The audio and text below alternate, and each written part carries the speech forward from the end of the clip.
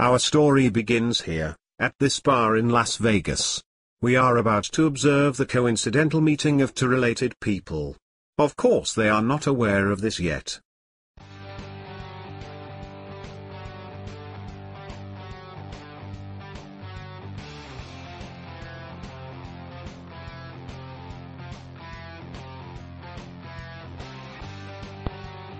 I notice you've been watching me for a while now. Yeah, I've been checking you out all evening. You have all the right moves and you sure know how to make a girl quiver. Well, thanks, good looking. I've been watching you too, and I bet your milkshake brings all the boys to the yard. So what's your name? Susie Q. That sounds foxy. My name is Joe. Do you want to get out of here? Yeah, I'm starving. All this dancing's making me hungry. Let's go get some dinner.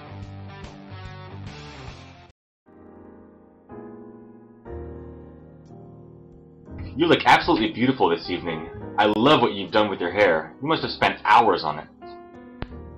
Oh, you're such a gentleman. Do you know how hard it is to find a man that notices how much time a girl spends in front of a mirror and makes sure she looks her best? No, actually I don't. I believe every woman as beautiful as you should be told every day how good she looks. I know if I was your man, you would get flowers, compliments, and kisses every day. Oh, stop it. You're making me blush. You sure know all the right things to say to a girl. By the way, what's that cologne you're wearing? It smells erotic. It's called Sex Panther. It's made with real bits of panthers, so you know it's good. Does it actually work? 60% of the time, it works every time. I noticed you and I both got the prime rib tonight. I did too. It's my second favorite kind of meat. So, do you live around here? Yeah, I was born in Britain, but my parents are not in a position to raise me, so they put me up for adoption. Nice couple from Las Vegas adopted me, and we moved here. I recently received a letter from my biological parent asking if I'd like to meet him, so I bought a plane ticket and I'm leaving in the morning. Wow, that's an amazing story. I was also born in Britain and put up for adoption. I too am traveling to Britain to meet my biological parents tomorrow. What a crazy coincidence. Well, that was an amazing dinner. It's getting late. I have to get up early in the morning. I'm having too much fun with you right now, and I don't want this night to end. Oh, come on. We can sleep on our flight. Do you want to go get some drinks and do some gambling? We are in Vegas. Let's go, my handsome stallion. They eloped in Las Vegas, and then consummated their relationship all night long. They then boarded the plane and went their separate ways after they landed. Or so they thought.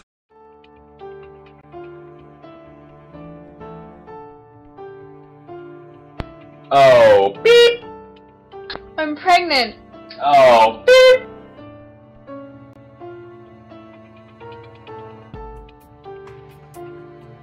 Something is definitely wrong with her baby. We should get some tests done and have them sent to a genetic counselor for interpretation.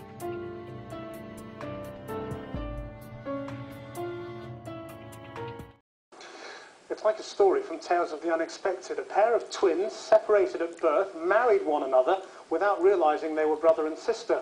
The case has come to light following the High Court's annulment of the marriage after the twins found out about their relationship. The peer, Lord Alton, who highlighted the case in the House of Lords, said the twins felt an inevitable attraction when they met. Here's our Home Affairs correspondent. According to Lord Alton, the two twins, understood to have been born in Britain, were separated at birth. How long ago is not known. Each was adopted by a different family and grew up oblivious to the fact that they had a twin sibling. Then, as adults, by pure coincidence, their paths crossed and they fell in love.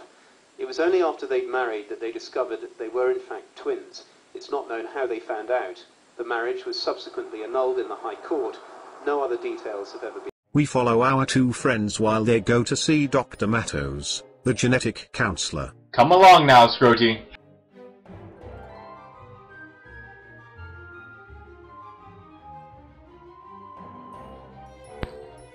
We're here to see Dr. Matos. Great Scott, what is that? Somebody call the exterminator! That's our son. Okay, I'll let the doctor know you're in. Come on, Scroty.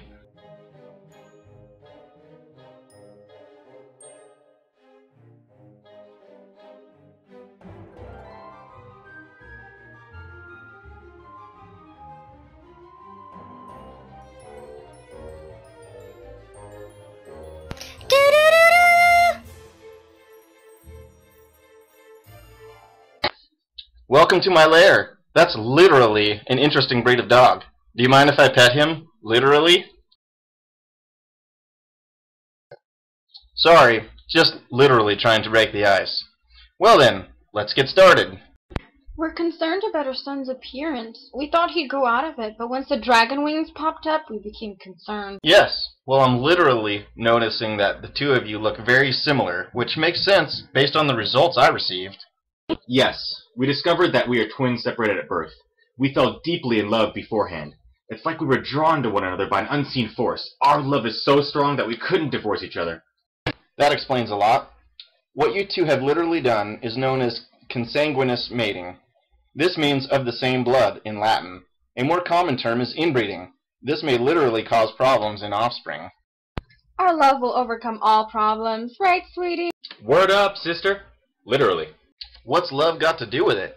Upon analysis of your genome sequences, the both of you are literally carriers for bald syndrome. Does that make sense? What's a carrier? What's a bald syndrome? A carrier is someone who possesses both a dominant and recessive allele for a given trait, the recessive allele being the harmful one. Since both of you are literally carriers for bald syndrome, it seems like you have literally passed on your recessive alleles to your offspring, right?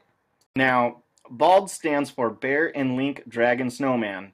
Your offspring literally expresses this syndrome, right? Does that make sense? His name is Scroty. Oh, what a nice name! Squirrel.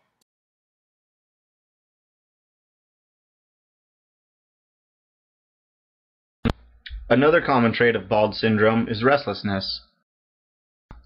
These are pedigrees. It is customary to represent males as squares and females as circles. A horizontal line between shapes symbolizes mating. Oh, why did this have to happen to us? Glad you asked. In consanguineous mating, we have a mathematical quantity developed by Sewell Wright called the inbreeding coefficient. It literally analyzes correlations between individuals in a pedigree and shows the probability that two alleles in an individual are identical to each other by descent from a common ancestor, right? Does that make sense? Word. The way that the inbreeding coefficient is calculated is by first counting the number of inbreeding loops. Here is an example of one loop, and here is an example of another loop. Then the number of individuals, designated n, in the inbreeding loop is determined. Does that make sense? Word. The inbreeding coefficient is found by multiplying the number of inbreeding loops by 1/2 to the nth power. When two full siblings mate, the inbreeding coefficient is 1/4, which means there is a 25% chance that two copies of the same allele are inherited by the offspring, right? So I'm like this because of my parents? Yes, they are to blame. What your parents have done is created an inbred line. Although these lines are genetically pure, they are often less vigorous than lines maintained by matings between unrelated individuals. We refer to this loss of vigor as inbreeding depression. For example, in maize, inbred plants are short and produce small ears with few kernels. By comparison, plants generated by crossing two inbred strains produce large ears with many kernels. These plants are expected to be heterozygous for many genes, unlike your offspring, who is homozygous for many genes. The robustness is a phenomenon called heterosis. This term was introduced in 1914 by George Scholl, a pioneering plant breeder who produced high-yield heterozygous offspring from inbred strains. This is a lot to digest, Doctor. Thank you for meeting with us. Not a problem. Well, I guess we'll be going now. Now that we are grossly aware of the effects of human inbreeding, it is strongly advised that you do not partake in any consanguineous mating.